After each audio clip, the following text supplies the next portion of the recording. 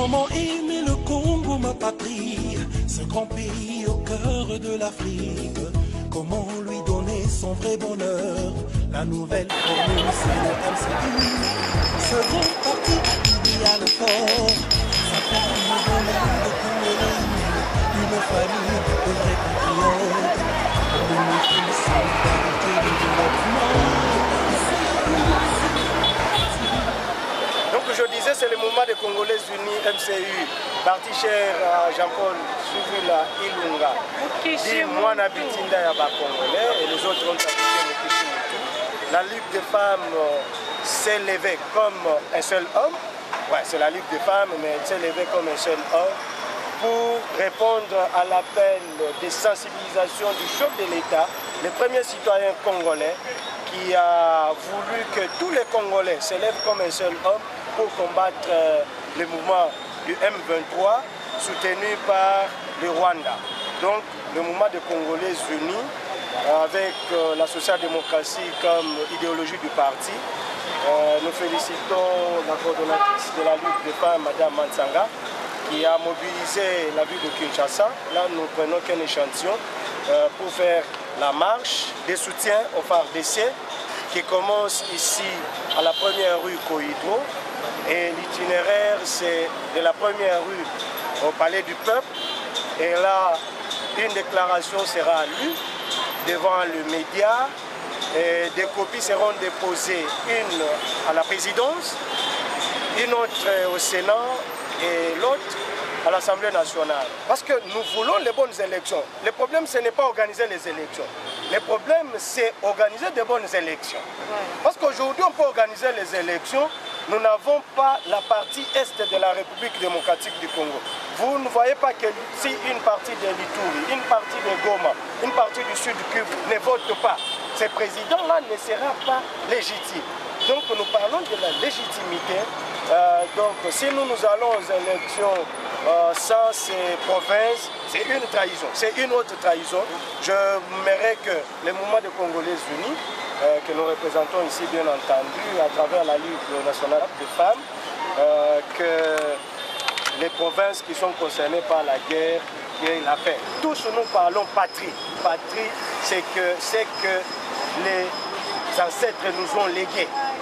Ce que les ancêtres nous ont légué, c'est la République démocratique du Congo. Nous n'avons jamais choisi que nous soyons Congolais. C'est Dieu qui l'a voulu et nous défendrons juste au sacrifice suprême. Est-ce que nous allons avoir la Ligue nationale de femmes?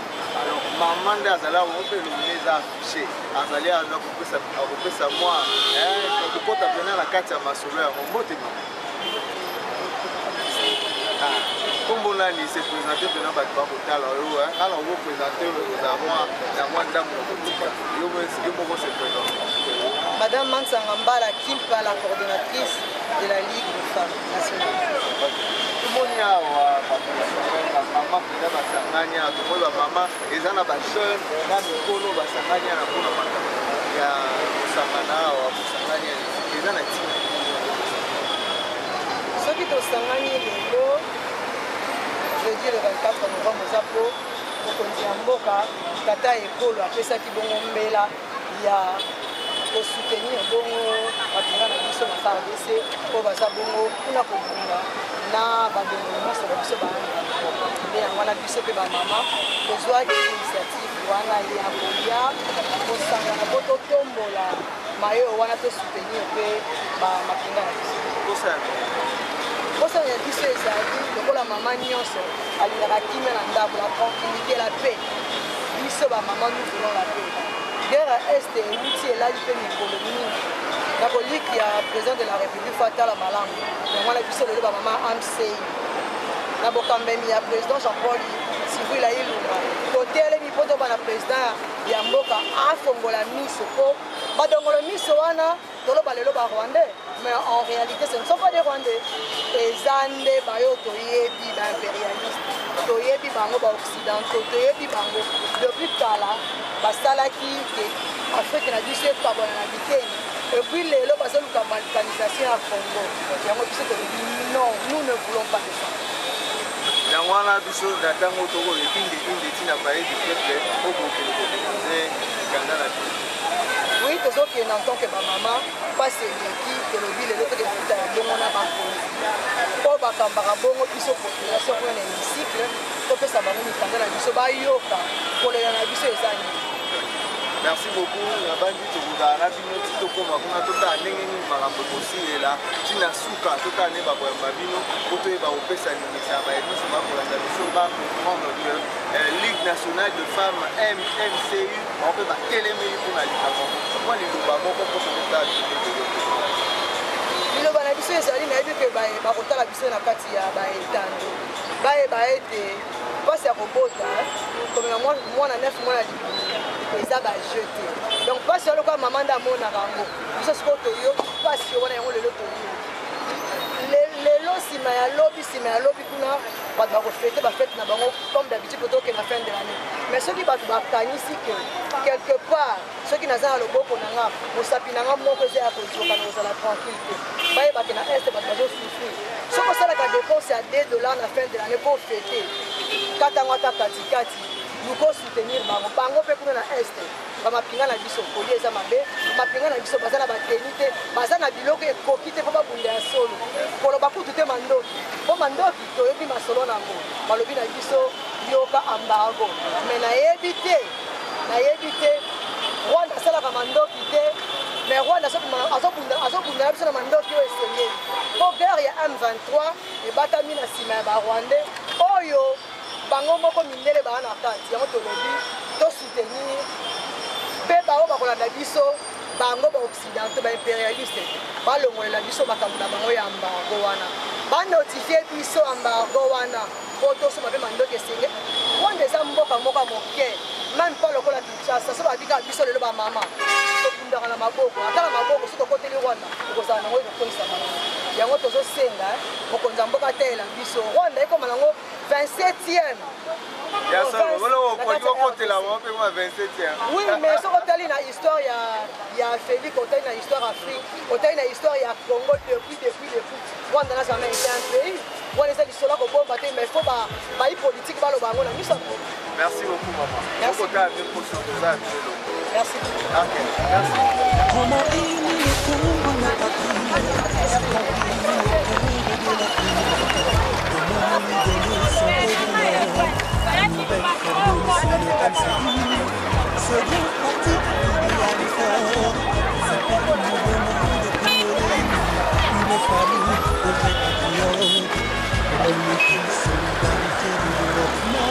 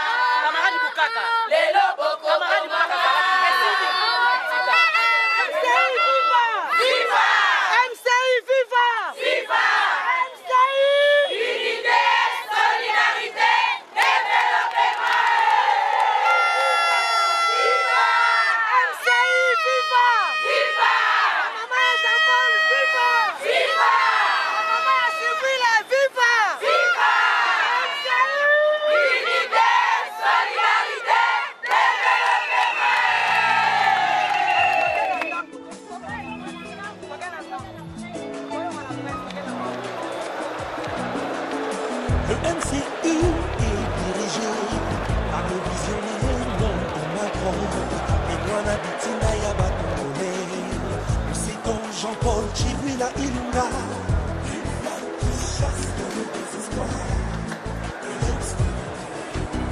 Le parti du social-démocratie qui met l'homme au centre de tout. L'agriculture comme base de société, ils veulent faire de la politique autrement.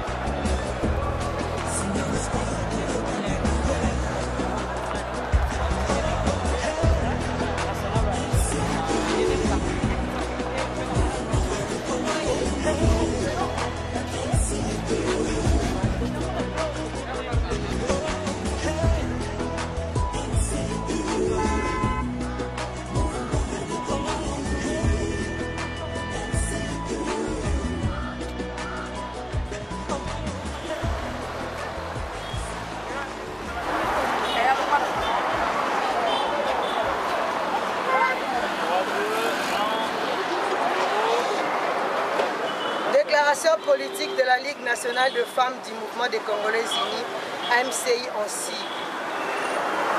La Ligue nationale de femmes du mouvement des Congolais unis, MCI en sigle, suit de plus près et avec une attention soutenue la situation sécuritaire dans notre pays.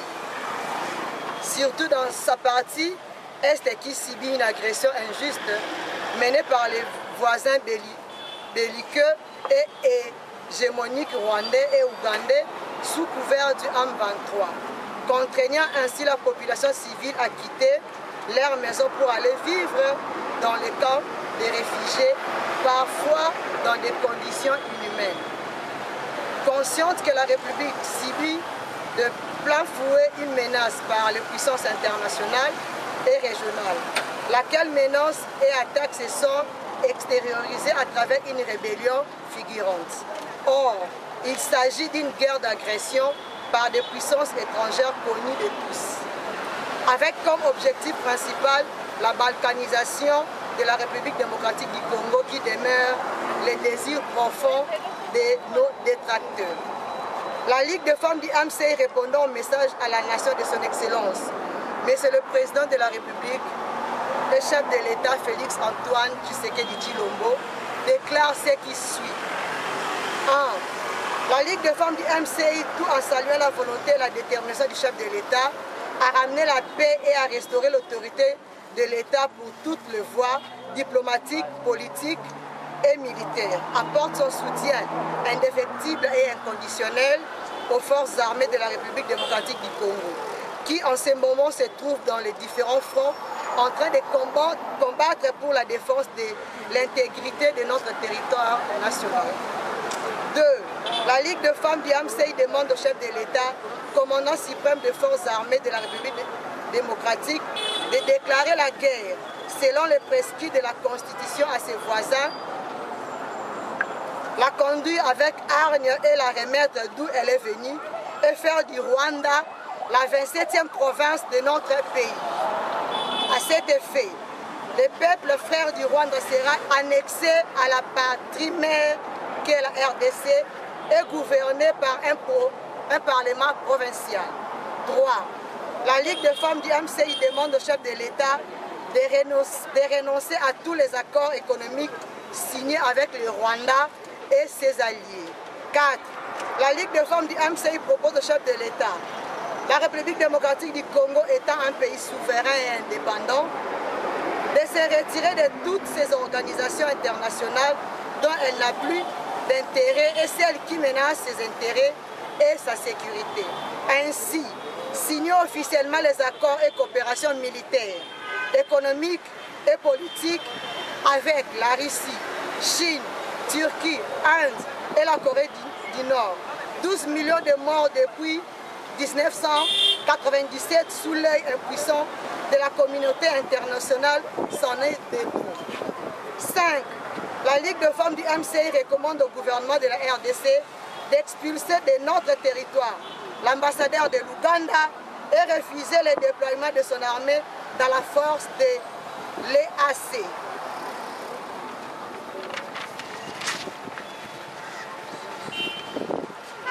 6. La Ligue de femmes du MCI recommande au gouvernement d'entamer avec les réformes éminentes de l'armée, des services de sécurité, de l'Agence nationale des renseignements militaires et de rendre plus efficace l'administration du ministère de l'Intérieur. 7. La Ligue des femmes recommande aux deux chambres du Parlement d'accélérer avec l'adoption de la loi portant interdiction d'intégration, mixage et brassage au sein de forces armées de la police nationale ou de tout autre service de sécurité des éléments issus des groupes armés. 8.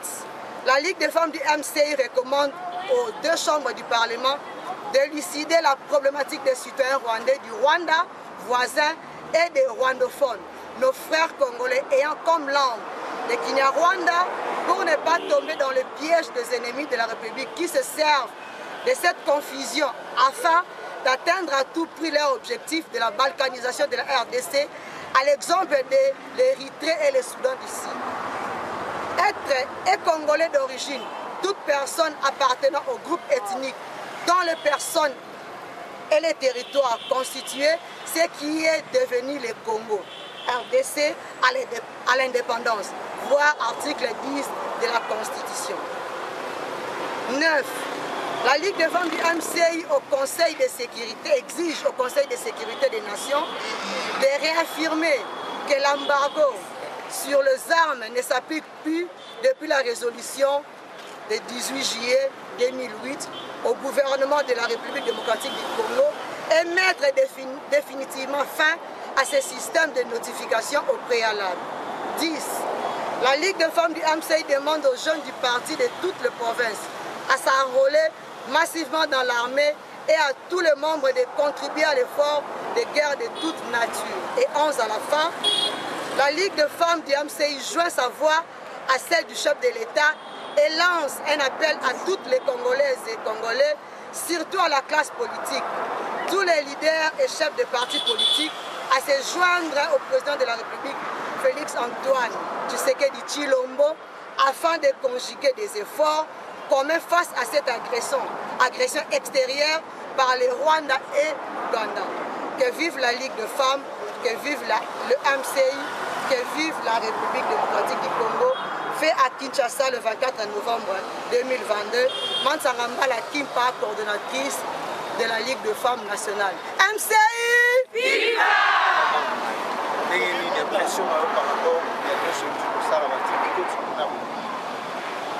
En tout cas, Naza très heureuse et confiante dans ma maman Nangaï, selon ça qui marche une semaine, et puis répondre comme il faut. Pour ça, c'est la maman, les cassons, c'est pas facile la politique à l'élo, ceux qui ont un bon côté. Donc nous, on a eu, il y a pour rassembler ma maman, il y a pour s'installer ma maman, sans pour autant continuer de la monter dans mon transport à Paris. Tokoti na kati kuna na kati ya hémicycle, tokoti na bureau ya président ya assemblée, pe na bureau ya président Sénat, et déposer ma mémoire na biso qui sengi rendez-vous audience na président ya assemblée ba biso tous les mercredi. Donc nous sommes contents parce que le MCI a fait rencontre voilà et c'est bon. Donc vous êtes vraiment satisfait? Très satisfaite. Merci beaucoup, on a bien compris. Tous à maman Moussoussou.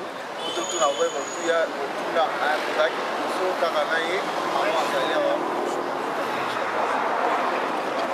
tomoni ndenge ozotambola mpenza otamboli na nzoto makasi vraiment tu étais motivé d'arriver jusqu'ici sur la makambo nyonso ya Ligue nationale de femmes. Ça qui tellement mobilisé en tant que maman. On va essayer de kotelema pour que makambo ekende bien. Oui, mpona makambo ekende liboso parce que tokoki kotika bazwa mboka na biso te. RDC eza koapartenir na biso.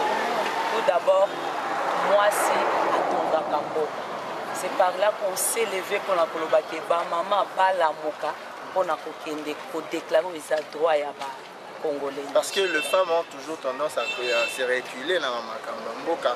Ote wana ka ba papa, hein? Bino pena pe botele mingui. Nino oyebisa pena na ba maman ba kota biso ata. Na koyebisa na ba maman bazota la biso. Kala babanda koloba mwasi atongaka mboka te. Mais ngai lelo nazoloba mwasi atongaka mboka. tozoyebisa na bamama oyo balembi batala ba niveau d'étude na bango te batala oyo bazali te baya elongo na MCI toza na posa ya bamama aya tosimba na loboko po tosala mosala. Merci beaucoup. Merci. Ok, merci beaucoup. On est déjà à la fin. Vous avez compris. Je crois que maman Zali, yo totamoni na yo ngakuna zuna moto yo bite yo kaka makolo wala kisi ba mama kwa makasi zaki kikia bongo penza merci journaliste maman Tilulu. Maman Tilulu de la Ligue des femmes de MC. En tout cas totamboli ndongo moni na bokasi nyonso age kutu tobwaki mpona mbolamu ya mboka na biso eza na bokono biso na bimboka eza na maladi mpo guerre na este eumeli bandeko na biso basili kosila lokola nga na mama doki bango so bakufa kuna bana nga na boti nde na mawa na pasi wana na longoli bompoaka na bwaki natambola mpo mokonzi ya mboka président amona mama Denise amona ete bamama ya MCI toza na nsima na ye mpo tozoluka bolamu ya este to tolingi lisusu te toyoka suku este boye na boye yango moni totelemi toye awa na paleti peple mpona kotika memo na biso mpe komonisa nde tosali marshe wana ete toza na mawa ya bandeko na biso nde bandeko na nga oyo bazolanda biso tokota kaka na basentima ya kosepela te mama talaka nzoto na otango belaka musapi maladi oyo babengaka sikama musapi moko kaka moto esala mpasi me nzoto bombelelaka bongo este province moko ya mboka Congo bande banda biso awa tozala na esengo mpona nde yango tamboli lelo totiki mikanda na biso nayebi ete ntango tokoya kokutana so na président ya Sénat ya parlement l'assemblée nayebi ke akopesa biano malamu ekozwa bandi oyo tozaki na merci beaucoup. Maman, c'est bon? Ok. Je crois c'est bon déjà. On est déjà fini. Moi, Elengue, moi c'est maman. Il y a au côté. Il y a maman, c'est Elengue. Maman, moi. Yo l'embi déjà. Bonjour maman. Comment vous le voit jeune ici parce que on a maman. Pour la maman, pour la moi aussi. Vous êtes jeune par rapport à ma maman. Il faut que maman parce que même si vous avez un make-up, ça va tout va bien d'abord. Une fois comme jeune femme, vous voyez, pour ta maman, je suis pas cool déjà pour longtemps. Moi, ma maman, par rapport à tout ce qui s'est passé. Félicitations à la maman Nyonso pour participer à l'émission. Nous allons beaucoup aller les accords que tout ça quand même. Moi, c'est hasard ou à nous pour les mapolo si tu telemi boye parce que toza akimia toza kosa kimia ezala na mboka na biso monso ba mama to telemi toza satisfait très d'ailleurs satisfaite. Merci, on peut pas prendre toutes les mamans, merci beaucoup. Merci. Comment aimer le Congo, ma patrie, ce grand pays au cœur de l'Afrique? Comment lui donner son vrai bonheur? La nouvelle formule, c'est le